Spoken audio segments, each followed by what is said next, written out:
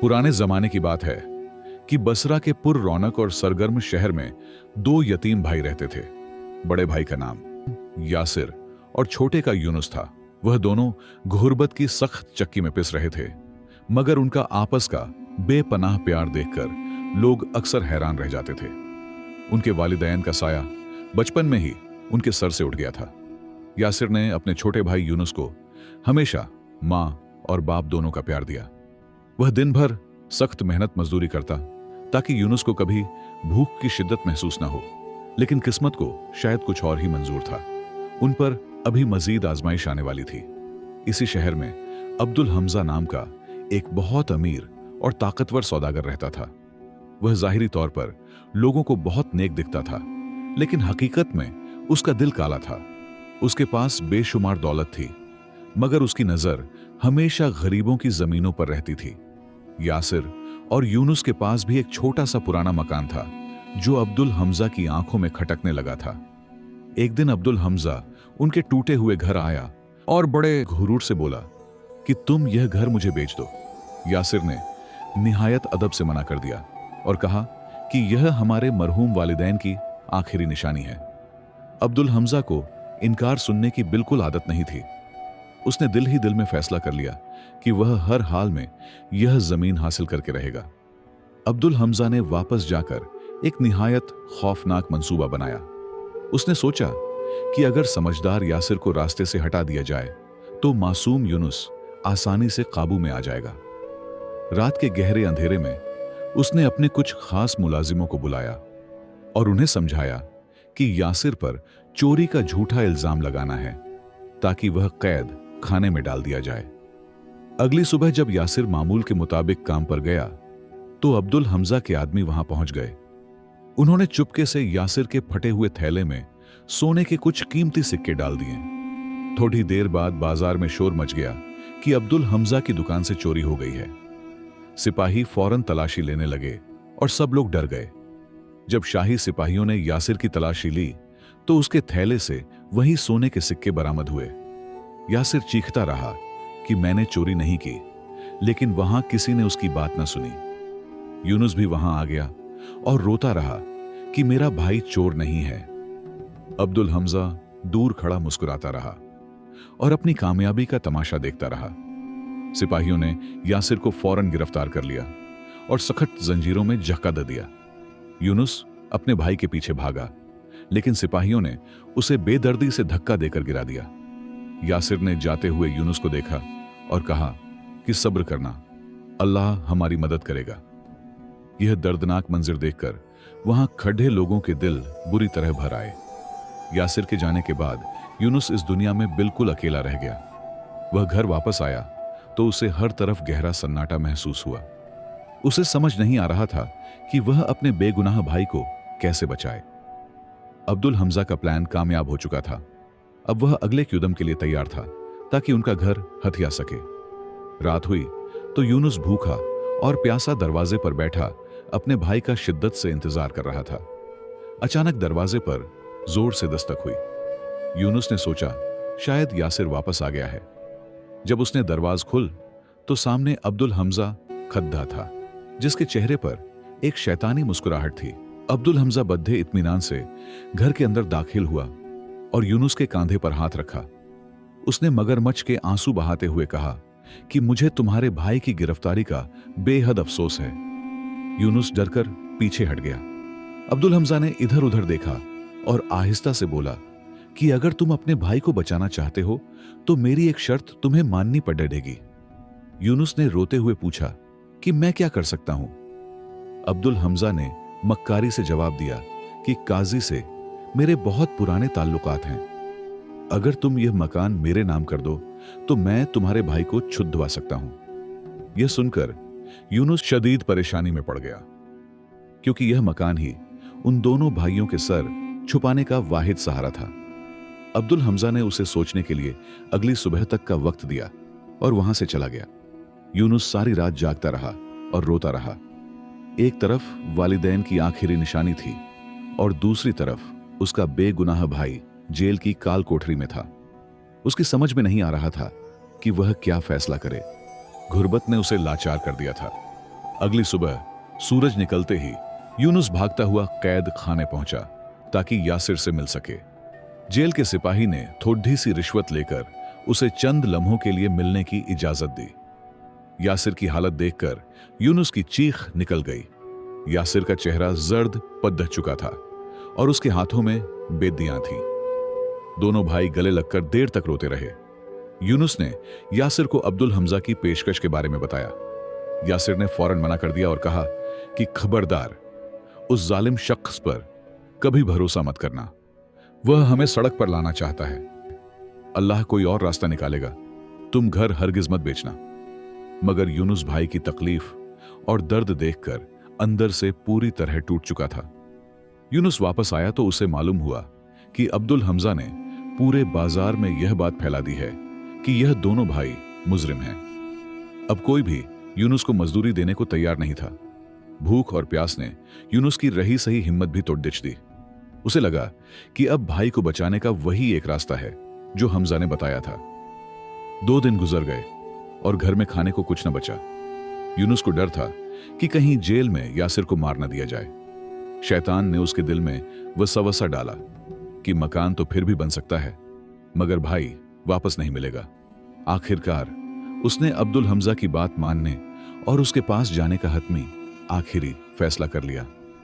यूनुस लड़खड़ाते कदमों के साथ अब्दुल हमजा की बद्दी हवेली पहुंचा। वहां अब्दुल हमजा पहले से ही कागजात तैयार किए बैठा था। उसने यूनुस को देखते ही कहा कि तुमने बहुत अक्लमंदी का काम किया है। यूनुस ने कांपते हाथों से पूछा कि क्या मेरा भाई वाकई छूट जाएगा? हमजा ने फौरन झूठी कसम खाकर उसे पूरा यकीन दिला दिया। यूनुस ने बिना पढ़े उन कागजात पर अपना अंगूठा लगा दिया। उसे बिल्कुल नहीं मालूम था कि उन कागजों में सिर्फ मकान बेचने की बात नहीं थी, बल्कि यह भी लिखा था कि मकान की कीमत के बदले यूनुस सारी जिंदगी अब्दुल हमजा का गुलाम बनकर रहेगा। अब्दुल हमजा ने वह कागजात संभालकर अपनी जेब में रख लिए और दिल में हंसा। मकान के कागजात मिलते ही अब्दुल हमजा का रवैया फौरन बदल गया। उसने अपने नौकरों को हुक्म दिया कि यूनुस को धक्के देकर बाहर निकाल दो। यूनुस हैरान रह गया और चीखा कि मेरा भाई कहां है? हमजा ने जवाब दिया कि वह तो कैद में ही सड़ेगा और अब तुम भी घर से निकल जाओ, क्योंकि यह घर मेरा है। अब्दुल हमजा के नौकरों ने यूनुस को धक्के देकर हवेली से बाहर सड़दी एचक पर फेंक दिया। यूनुस मिट्टी में लथपथ हो गया और चीख चीख कर अब्दुल हमजा को पुकारता रहा, लेकिन जालिम सौदागर ने दरवाजा बंद कर लिया था। यूनुस की आंखों से आंसुओं का सैलाब जारी था। उसे अपनी बेवकूफी और हमजा की धोखेबाजी पर शदीद सदमा पहुंचा था। वह रोता हुआ अपने पुराने घर की तरफ भागा, लेकिन वहां पहुंचकर उसके पैरों तले से जमीन निकल गई। हमजा के आदमी पहले ही वहां पहुंच चुके थे और उन्होंने यूनुस का बचा कुचा सामान बाहर गली में फेंक दिया था। वह जिस घर में पैदा हुआ था, आज वह घर उसके लिए पराया हो चुका था। मोहल्ले के लोग अपने घरों से निकलकर खामोशी से यह तमाशा देख रहे थे, मगर अब्दुल हमजा के खौफ से किसी में बोलने की हिम्मत नहीं थी। यूनुस ने अपने पड़ेडी होशियों की तरफ उम्मीद भरी नजरों से देखा, लेकिन सबने शर्मिंदगी से अपनी नजरें झुका लीं। आज इंसानियत दौलत और ताकत के आगे पूरी तरह हार गई थी। वह रात यूनुस पर कयामत बनकर गुजरी। अब उसके सर पर न छत थी और न पेट में रोटी का कोई टुकड़ा। वह अपने ही घर की चौखट के बाहर गली में सिमट कर बैठ गया।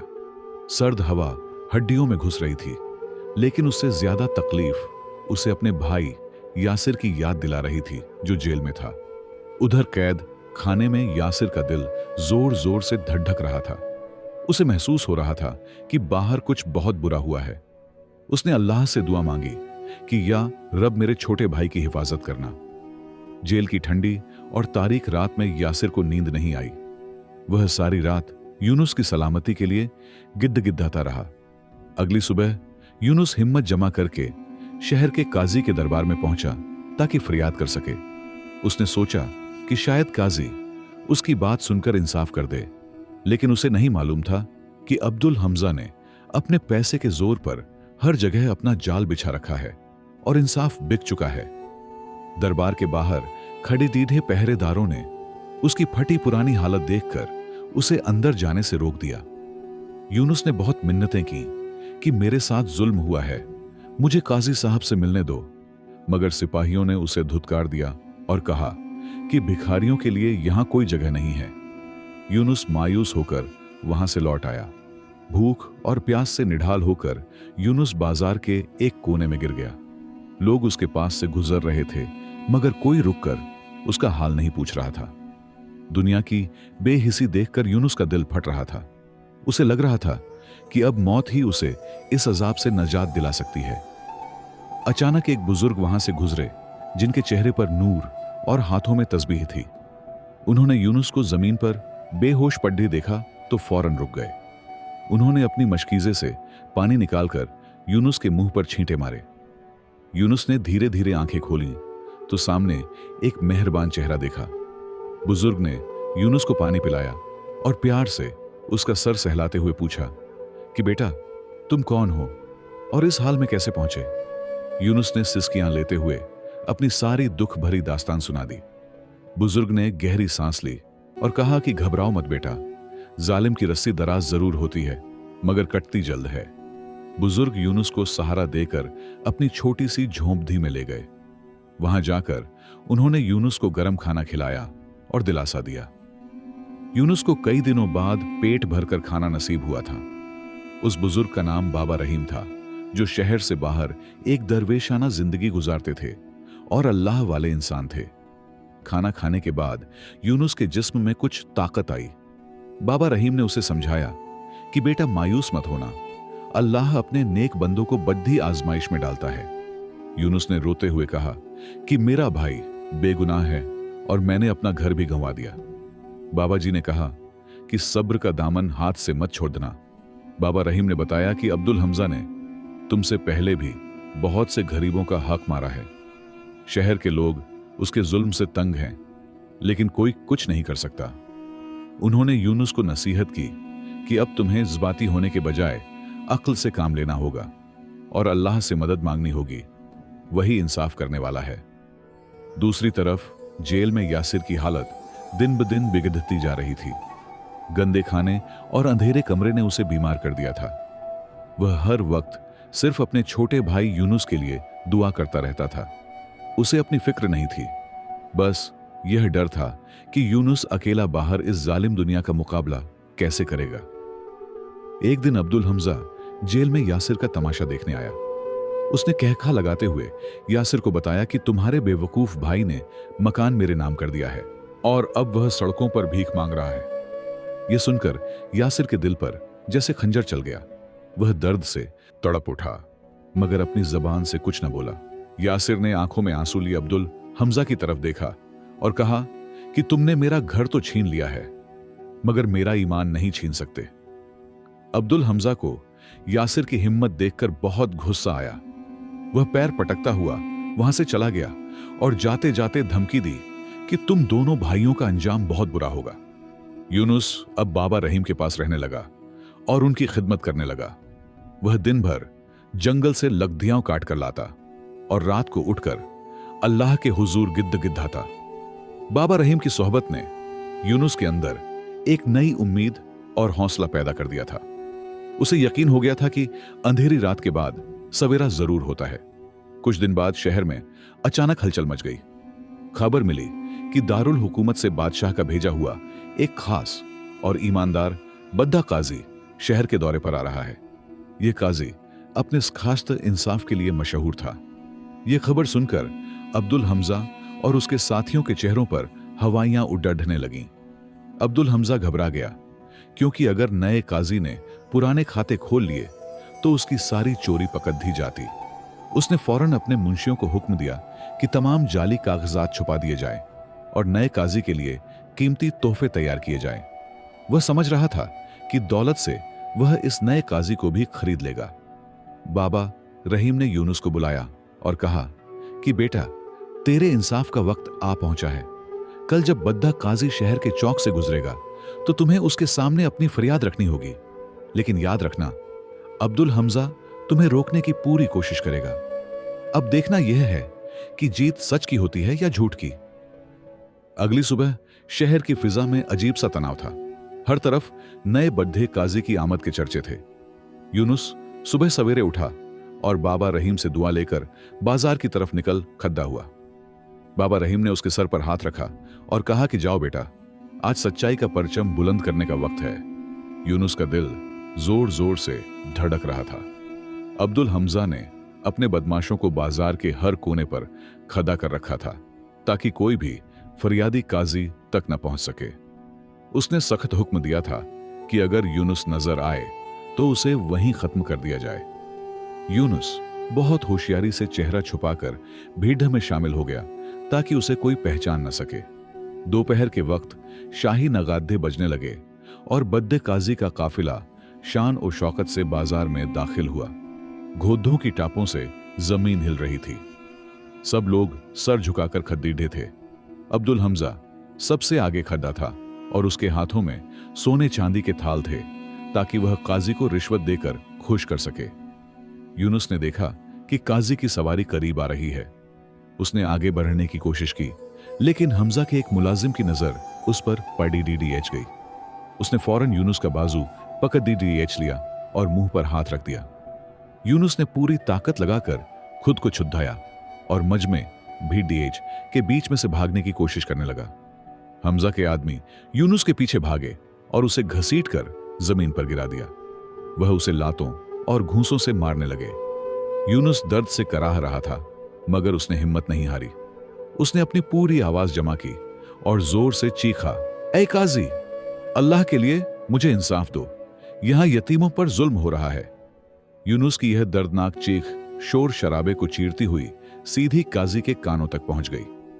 काजी ने फौरन हाथ उठाकर काफिले को रुकने का इशारा किया। उसने गरजदार आवाज में पूछा कि यह कौन है जो इतने दर्द से पुकार रहा है। अब्दुल हमजा डर गया और समझ गया कि अब सब बिगड़ गया है।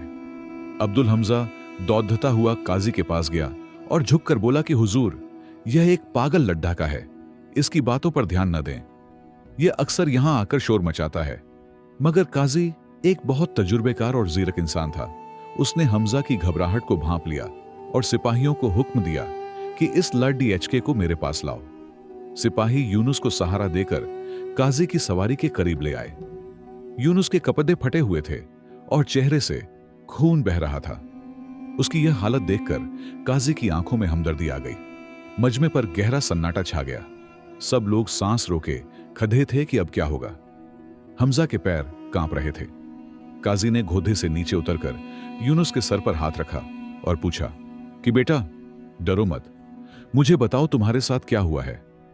यूनुस ने रोते हुए अब्दुल हमजा की तरफ उंगली उठाई और कांपती आवाज में कहा कि इस जालिम ने मेरे बेगुनाह भाई को कैद करवाया और धोखे से हमारा मकान हथिया लिया। यूनुस ने वहां खड्डे अपनी सारी दास्तान और हमजा की साजिश सबको सुना दी। उसने बताया कि कैसे उसे ब्लैकमेल करके अंगूठा लगवाया गया। काजी ने गुस्से भरी नजरों से अब्दुल हमजा को देखा। हमजा कुछ बोलना चाहता था, लेकिन उसके हलक से आवाज नहीं निकल रही थी। अब इंसाफ का तराजू हरकत में आने वाला था। काजी ने यूनुस की फरियाद सुनकर फौरन हुक्म जारी किया कि उसके बड़े भाई यासिर को उसी वक्त जेल से निकालकर दरबार में पेश किया जाए। थोड़ी ही देर में सिपाही यासिर को जंजीरों में जकदे हुए वहां ले आए। दोनों भाई एक दूसरे को देखकर रो पद्दे और गले लग गए। यह मंजर देखकर पत्थर दिल इंसान भी मोम हो गए। काजी ने अब्दुल हमजा की तरफ देखा और पूछा कि क्या तुम अपनी सफाई में कुछ कहना चाहते हो। हमजा ने कांपती हुई आवाज में कहा कि यह मकान मैंने कानूनी तौर पर खरीदा है और यह लड़के झूठ बोल रहे हैं। काजी ने वह कागजात मंगवाए और गौर से देखे। फिर उसने अब्दुल हमजा के साथ खड्डे उसके खास नौकर की तरफ इशारा किया। काजी की तेज नजरों ने भांप लिया था कि नौकर खौफजदा है। काजी ने गरज कर नौकर से कहा कि अगर तुमने सच न बोला तो तुम्हारा सर कलम कर दिया जाएगा। मौत का खौफ देखकर नौकर फौरन काजी के कुदमों में गिर गया और चीख कर बोला कि मुझे माफ कर दें। यह सारा मंसूबा अब्दुल हमजा का था और सिक्के भी उसी ने रखवाए थे।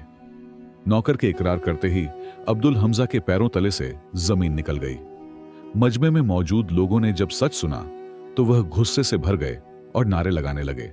काजी ने फैसला सुनाते हुए कहा कि आज साबित हो गया है कि दौलत के नशे में इंसान अंधा हो जाता है। अब्दुल हमजा ने यतीमों का माल खाने की कोशिश की है, जो अल्लाह के नजदीक बहुत बद्दा गुनाह है। काजी ने हुक्म दिया कि अब्दुल हमजा की तमाम जायदाद जब्त कर ली जाए और उसे उसी काल कोठरी में कैद किया जाए जहां बेगुनाह यासिर कैद था। इसके अलावा उसे 100 कोड्ढों की सजा भी सुनाई गई। अब्दुल हमजा रोता रहा, गिद्दगिद्दाता रहा, मगर अब वक्त गुजर चुका था। उसे अपने की सजा दुनिया में ही मिलनी शुरू हो गई थी। सिपाहियों ने अब्दुल हमजा को घसीटते हुए ले जाकर कैद खाने में डाल दिया। वह सब एक ही पल में उससे छिन गया। काजी ने वह मकान दोबारा यासिर और यूनुस के हवाले कर दिया और हमजा के कहर जाने से कुछ रकम बतौर हर्जाना इन यतीम भाइयों को देने का हुक्म भी दिया। यासिर और यूनुस ने अल्लाह का शुक्र अदा किया और काजी को दुआएं दी। पूरा शहर इन भाइयों की हिम्मत और सब्र की तारीफ कर रहा था। दोनों भाई इज्जत के साथ अपने वालिदैन के घर वापस लौटे। आज उनके घर में फिर से खुशियां लौट आई थीं और अंधेरा हमेशा के लिए खत्म हो चुका था। वह बुरे दिन अब गुजर चुके थे। कुछ सालों बाद यासिर और यूनुस ने अपनी मेहनत और ईमानदारी से खूब तरक्की की। अल्लाह ने उन्हें बहुत नवाजा, मगर वह अपने माजी अतीत को नहीं भूले। उन्होंने शहर में गरीबों और मुसाफिरों के लिए एक बहुत बड़ा लंगर खाना खोला, जहां हर भूखे को मुफ्त खाना मिलता था। वह दोनों भाई अब पूरे बसरा में अपनी सखावत के लिए मशहूर हो गए थे। दूसरी तरफ अब्दुल हमजा जेल में सडिद हैशता रहा और जब वह कई सालों बाद रिहा हुआ तो वह एक कीर बन चुका था। वह इसी शहर की गलियों में भीख मांगता था जहां कभी उसकी हुक्मरानी थी। लोग उसे देखकर इबरत पकड़ते थे कि कैसे एक अमीर तरीन शख्स अपने जुल्म की वजह से मिट्टी में मिल गया। वाकई अल्लाह की लाठी बेआवाज है। इखलाकी सबक। इस कहानी से हमें यह सबक मिलता है कि जुल्म की उम्र बहुत छोटी होती है। इंसान जितना भी ताकतवर हो जाए, अगर वह यतीमों और कमजोरों का हक मारेगा तो अल्लाह उसे दुनिया और आखिरत दोनों में जलील करेगा। सब्र करने वालों की जीत हमेशा पक्की होती है, चाहे उसमें कितनी ही देर क्यों न लग जाए।